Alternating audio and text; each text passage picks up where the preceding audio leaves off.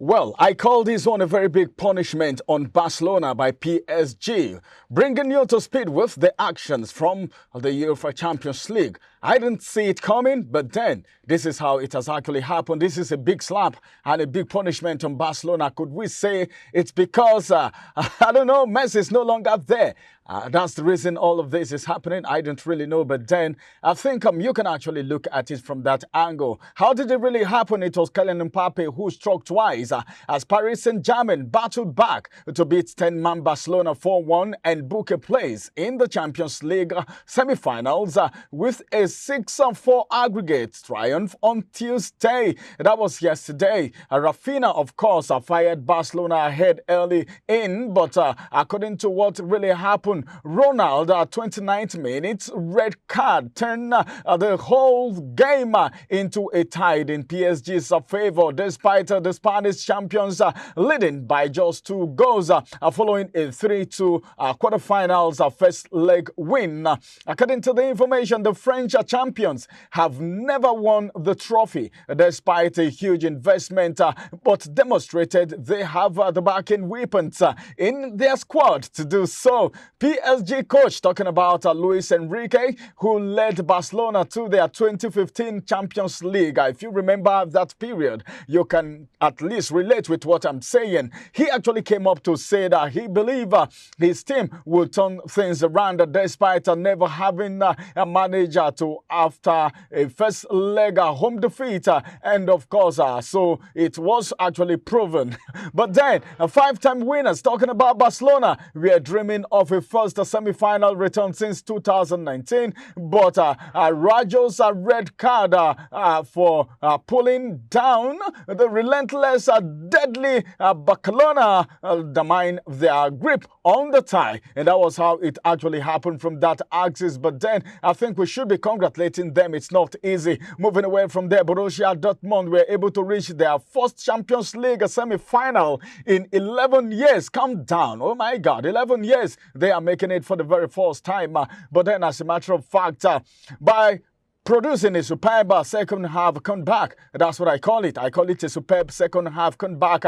And that was how they were able to beat Atletico Madrid 5-4 on aggregate, having lost the first leg 2-1 in Madrid. Dortmund actually quickly turned things around with Julian Brandt, of course, and Chelsea's Looney, Ian Martin's both scoring from the tight angle in the first half. But then Atletico Madrid made it 2-1 on the night, and of course 3-3 on aggregate when Mario actually got a header deflected in of Dortmund defender, talking about Mats Hummels, shortly after the restart.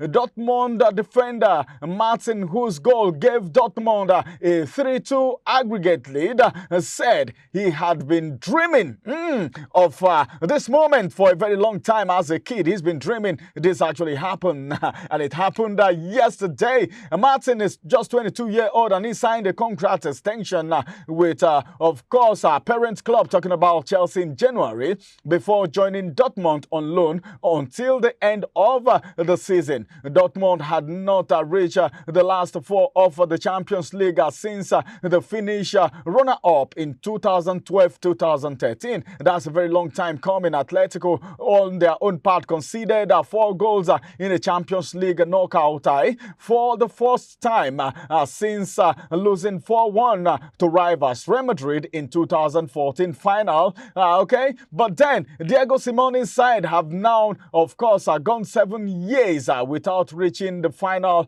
4 of Europe's competition. This is Europe's premier competition. All right, I call it Europe's premier competition, of course, because you know what it is. I want to talk about this, and it's very important. Bayern Munich welcome Arsenal. Oh my God, that's another game to actually look out for. Bayern Munich welcoming Arsenal to Germany for the concluding leg of the team's UEFA Champions League quarterfinal, with the level at 2-2 after a gripping contest in North London. As a matter of fact, Arsenal struck first on the 9th of April. Bukayo Saka giving them them a 12th minute lead, but then two familiar faces turned the match in Bayern's favor before the halftime. And this is Arsenal's first Champions League quarterfinal since 2010 against our Bayern team. Of course, they actually ended their last campaign in the competition in an emphatic style before drawing out the Arsenal stadium in the first leg. Of course, as a matter of fact, the German club had won 3 successive matches against the London side by a 5-1 scoreline. Well, I'm trying to take you through memory lane so that you can understand what I am actually saying, because I'm trying to capture everything that has happened, especially the one that has to do with these two clubs, including the most recent tie in the round of 16 7 seasons ago. All right, moving away from there, let's go on a quick break. After this break, I'll return again, and it will be another time for me to bring you to speed with some of the matches that will be going down, of course, today, and of course, some of the things happening from the home front. My name is Ramsey, and of course, I am putting on jersey number 10, and I'm bringing you to speed with the Midweek Sport right now. Let's just get into what I have for you today, but then I won't do that until I return from the break. I need to take a sip from the dressing room. Follow us on our social media handles at OwelekeTV. Visit our website at www.oweleke.tv for a thrilling journey. Oweleke TV, rising star at the fairground.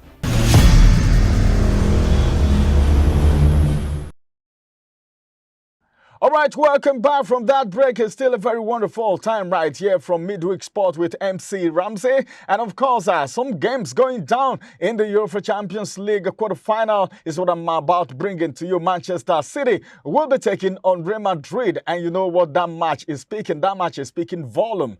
Should I call that match a big nut to crack? But then, who are you giving it to? Is it Manchester City or Real Madrid? That match is going to be going down 8 p.m. Today. Then FC Bayern versus Arsenal, 8 p.m. today again. Well, I don't know. From the Premier League, Arsenal didn't find it very easy, including Liverpool. That was from what happened from the weekend. But now it is midweek, and now they are into the Champions League. Let's see how that is actually going to end. But then someone is making a statement here. I want to talk a little bit about Harry Kane, who says Bayern Munich season will be a failure if they do not win the Champions League, as Bayern host Arsenal today, of course, in their quarterfinal second leg. And of course, the German side only have the Champions League to play for after their run of 11 successive Bundesliga title was ended by Bayer Leverkusen. That was last weekend. Well, I don't know if they don't win this, if they don't go far, if they don't win it, it's not going to be good for Harry Kane at all. You know how far with Harry Kane, you know his journey so far. The former Tottenham Hotspur striker who is yet to win a trophy in his career. That's so bad. That's so bad. Come on, that's not good at all. If at least if they can do this for him, it's going to go a long way for him and his career. Also, he is playing down the significance of taking on Arsenal, Spurs North London rival. Let me say something. I want to say this.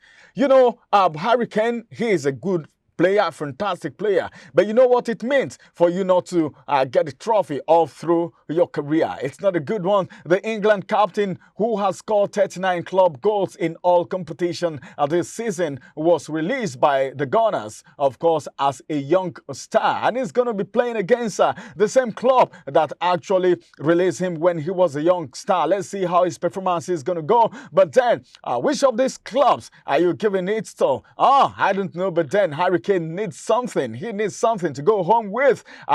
His 11 o'clock is coming to an end, and it's getting to 12 o'clock. And when it gets to 12 o'clock, you know what it means in football. All right, let me move away from there and take you to Real Madrid right now and tell you what is happening right there. Real Madrid bound Kylian Mbappe has confirmed that he will not change his decision about his future at PSG, despite leading them to the semi-final of the UEFA Champions League during his action, of course, with the media. Well, he had an interview with the media, and that is what he has said. Mbappe was asked if he would reconsider the decision over his future now that he and PSG were on step closer to winning the UCL. Mbappe, though, made it clear that nothing, absolutely nothing, will make him change his mind, as he has said, no, I'm not going to change my mind. Mbappe's contract, as we all know, with PSG expires at the end of the season, and he has decided to leave as a free agent in the summer. Instead of me staying, I'll prefer to leave as a free agent in the summer. That is Kylian Mbappe. Well, Mbappe is still young and he's still got a lot to offer in his career, and his performance so far is not bad despite how far he has actually brought his club. He said, well, I'm just going to leave because I've made up my mind and nothing is going to change that decision. All right, let's come back home to the home front right now and talk a little bit about Super Eagles captain, talking about William Troost-Ekong, who has donated his future camp allowances and, of course, match bonuses to Akwa Ibom kids. Well, that is so good. That's so sweet. That's so fantastic to hear. And all of that is in a bid to help them achieve their football dreams. Every Akwa Ibom indigene sees Troost-Ekong as a worthy ambassador, earning bragging right. He has actually earned the bragging right from his recent and consistent performance, an outstanding show for the Super Eagles. Of course, moving away from there, barely 1 month to the 2024 WAFU B-under-17 tournament in Ghana. Golden Eaglets coach, talking about Manu Garbat, said he has invited 51 players to camp ahead of the tournament. Let me say this. I think I need to pause a little bit and say this. Well, they've not performed too badly, but then, well, so many times, every of your good deeds, sometimes, not all the time, but then sometimes you do some things and it's no more remembered because of what you just did in recent times. But then, let's see how that is actually going to go. But then, they will be playing from May 15 to 29 in Accra, Ghana, and Garba was appointed by the Nigerian Football Federation as the substantial coach of the team last Friday, and he had previously led the team to Nigeria's fourth under-17 World Cup triumph in the United Arab Emirates in 2013, and he also served as the assistant to the later, of course, Yemitela during the 2007 triumph in South Korea. Of course, this is going to be the size of the midweek sport with MC Ramsey. Well, I'll come on your way again, and that's going to be Friday. I will tell you the result of the match that will be going down today. Oh my God, I know you really want to know how that match is going to end.